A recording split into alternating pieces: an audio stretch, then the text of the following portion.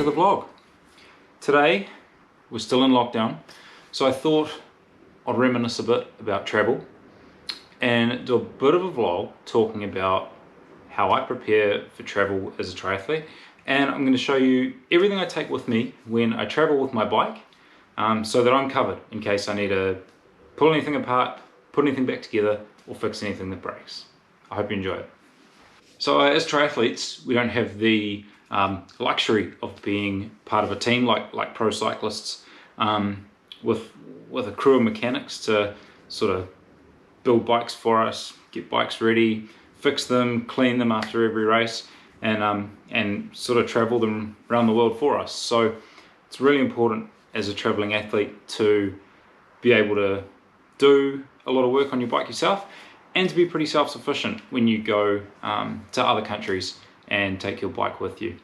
You never know what could happen to your bike in transit. My worst nightmare is opening my bike up out of the bag in another country and realizing something's broken and I can't fix it. Quite often when you go to an event like World Champs, there might be 1 or 2 bike shops in the city. Potentially there's also another 1,000 people with bikes trying to get into those same bike shops if anything goes wrong. So as much as you can be prepared for is really important, and I'm just going to show you the stuff I take with me when I travel so that I can sort of take care of my bike on the fly.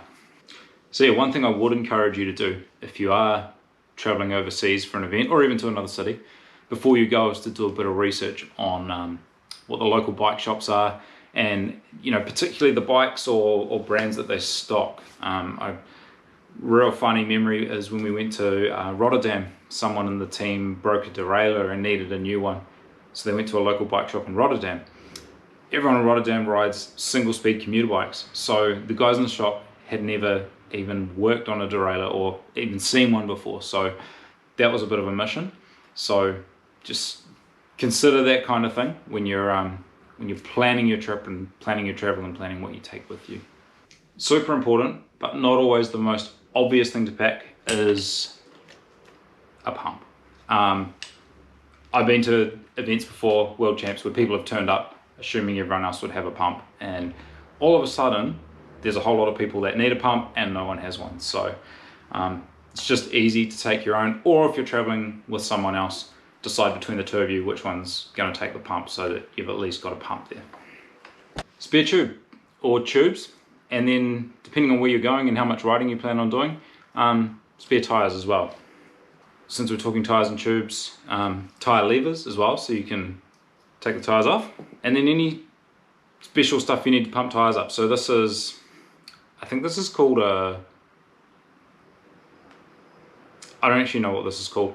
Some people call it a crack pipe, but this is so that you can get your pump in to pump the valve up on a disc wheel. So if you've got disc wheels or tires with special valves, making sure you take any adapters or that sort of thing with you. Allen keys. I always take a selection of Allen keys.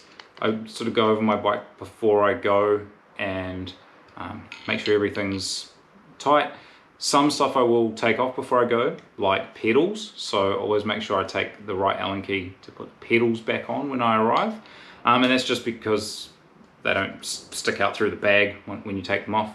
I normally also take off the rear derailleur, so the right Allen key to put that back on as well, and then just whatever else you might need, like small ones for adjusting derailleurs, adjusting brake levers or handlebars, that sort of thing. Anything that could get bumped in transit that you might need to adjust when you arrive.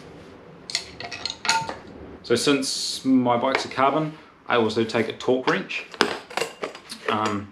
So torque wrench has Allen key attachments that go on it, but you set it to the torque specified by the manufacturer, and that'll just make sure that you don't over tighten anything and crush carbon or break any components. So anytime I'm working on my bike, I always use the torque wrench, and so I always take it with me.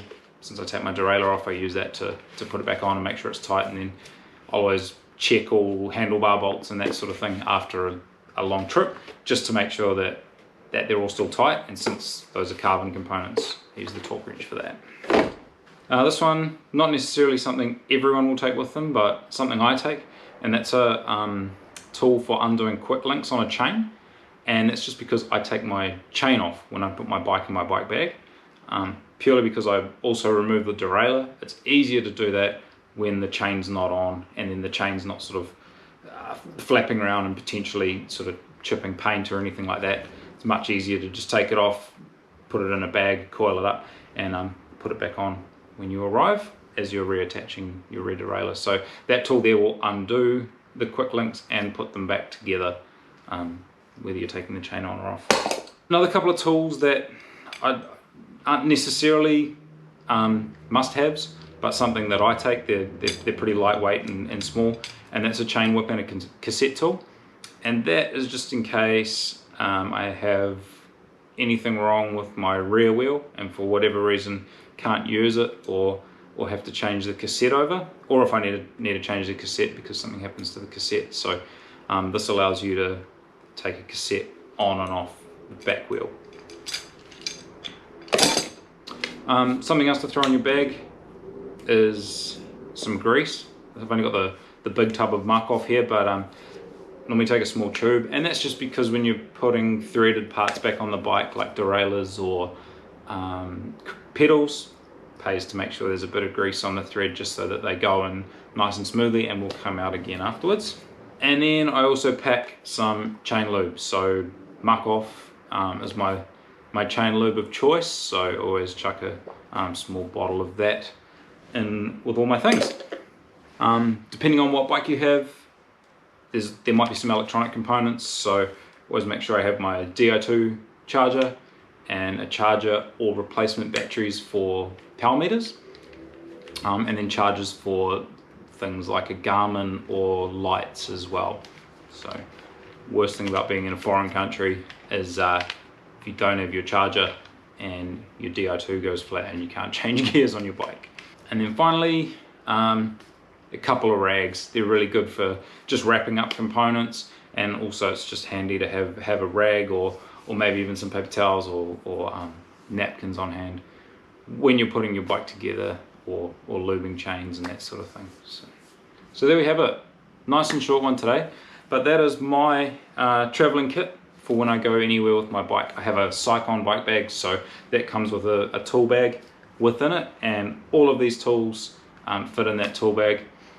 The pump lays nicely beside it beneath the frame, and both the wheels come off the bike as well. So next time you're traveling with your bike, or if you're planning on traveling with your bike once borders open up and we're allowed to travel again, those are the tools you need. I'll link as many tools as I can in the description below, so if there's any you want to get your hands on, you can have a look down there. And if there's anything I missed, or if you've got any ideas or suggestions, please let me know in the comments. But that's all for today. Until the next video, I hope you enjoyed this one. If you don't already subscribe, please subscribe, and we'll see you in the next video.